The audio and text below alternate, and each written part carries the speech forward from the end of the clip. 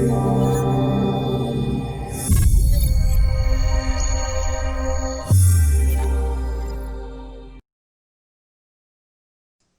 everybody. This is Jenn Michelle Pedini. She's a national NORML representative.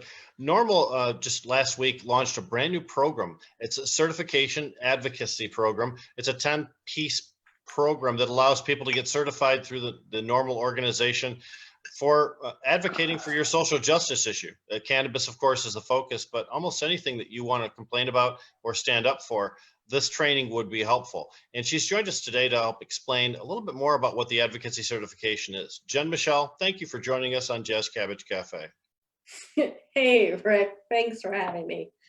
So NORML, which is celebrating its 50th year working to reform marijuana laws, finally decided to dive face first into online education, and we partner with this incredible group, Green Flower Media, to produce the Cannabis Advocacy Certificate. I think that we are the 10th certificate course that Green Flower has. They are leaders in online educational content for cannabis, and we're really thrilled to partner with them. And what people can expect is to learn how to really be an effective advocate for cannabis policy change, whether you're already an advocate, whether you're just interested in this topic and getting your feet wet, whether you have an entire organization that you want to get ready to work, or if you are in the industry and you want to make changes wherever you are. This certificate program can really help empower you, outlines all the tools you'll need, from nonprofit management to energizing and engaging volunteers, building relationships with lawmakers, with government agencies, building a strong coalition, developing messaging, you name it, whatever you are going to need to change marijuana laws wherever you are. It's really outlined for you in this program in great detail. Jenn, one of the chapters in this 10-step series is called Techniques for Defending Progress. And here in Michigan, we oftentimes have challenges defending the progress that we've made. There's certainly a lot of detractors hanging in the woods waiting for us. Can you tell us a little bit more about what that module implies and what the techniques might include? Yeah, so, cannabis policy, like really any other law, frankly, it is not a sort of one and done situation. And very often, as I know you well know, Rick, you're not going to get everything you ask for the first time.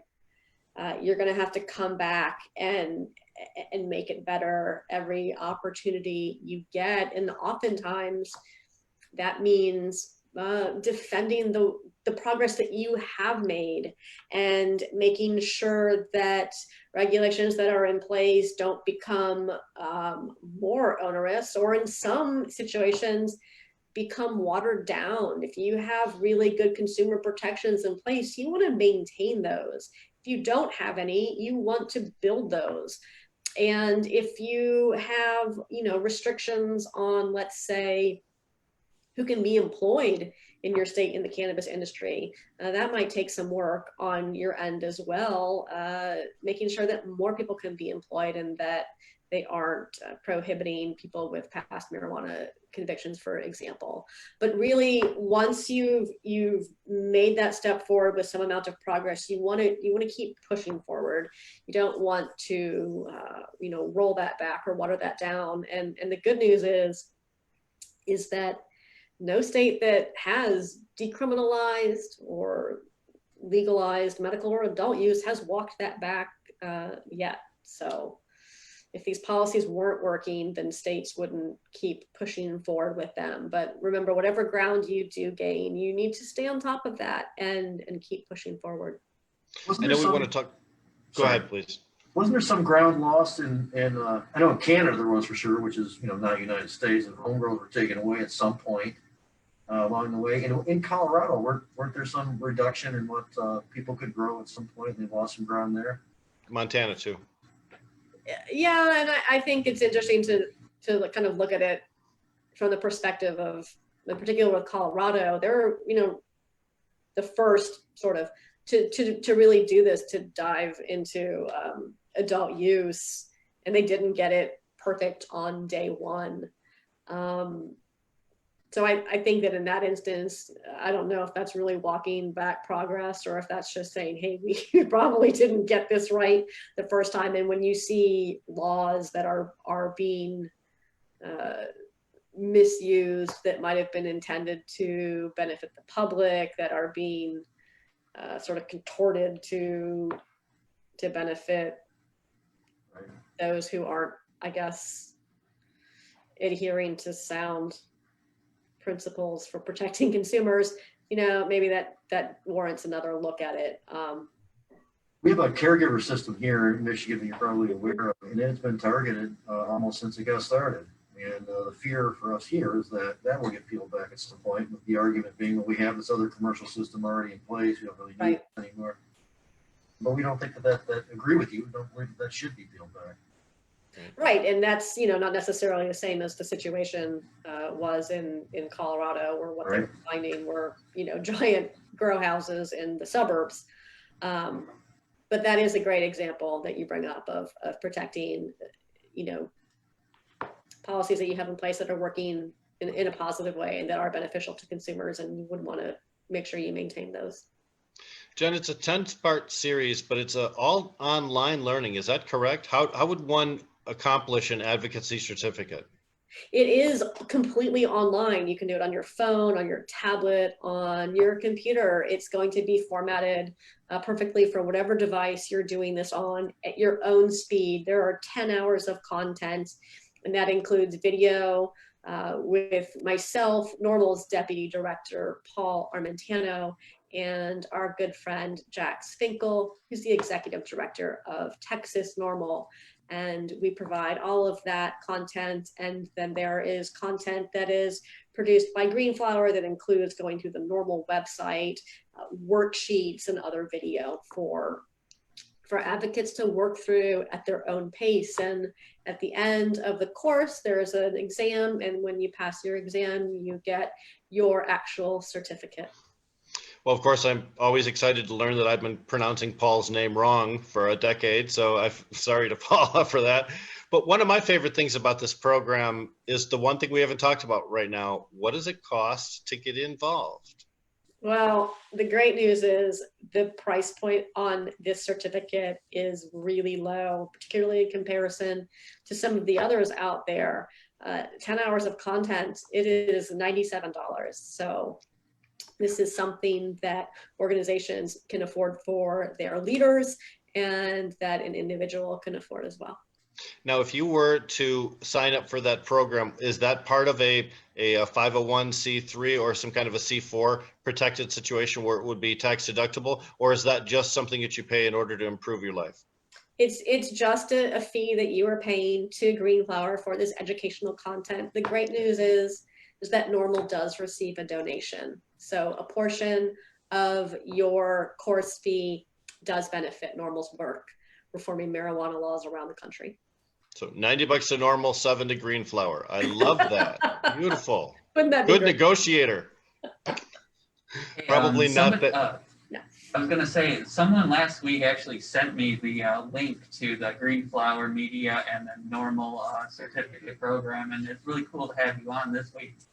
But I've used Greenflower Media before at a bud tender job, and it was really easy to use, and I can just imagine now how cool and interesting it'll be when I take the course. Hey, that's so good to hear. I really love hearing that. It's awesome. I was part of a national conference call when we talked about the rollout of this program, and you discussed with some of the other national NORML activists how you created this video series, and a lot of it is based on your personal experiences, what has worked and what has gone wrong in your advocacy campaigns over the decades. Can you talk a little bit more about how you aggregated all of these little individual interviews? Yeah, so not only am I the development director for NORML, and I oversee our affiliate, our global affiliate network of dozens of chapters around the world, I live in Virginia, and I serve as the executive director Virginia NORML. So I have real world experience as the lobbyist here in this state, fighting for policy reform at the state level.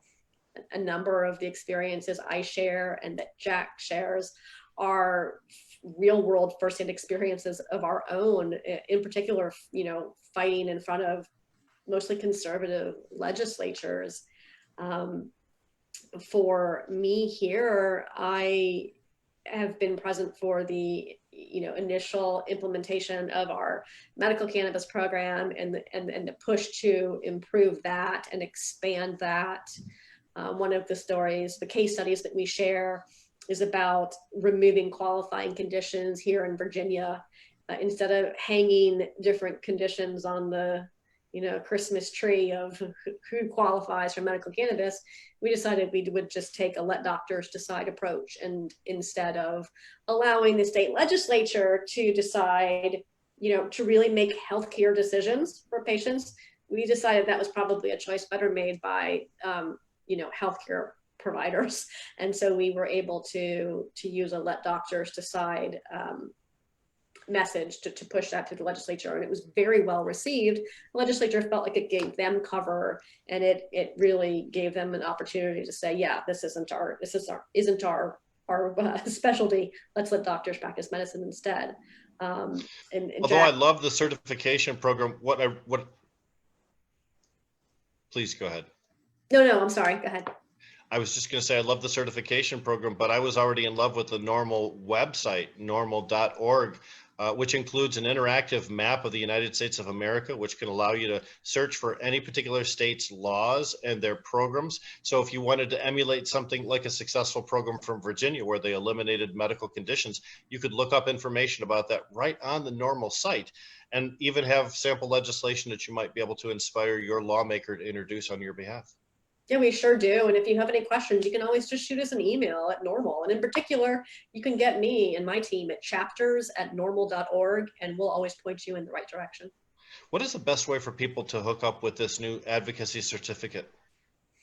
Head straight over to the website. It is green-flower.com/advocacy.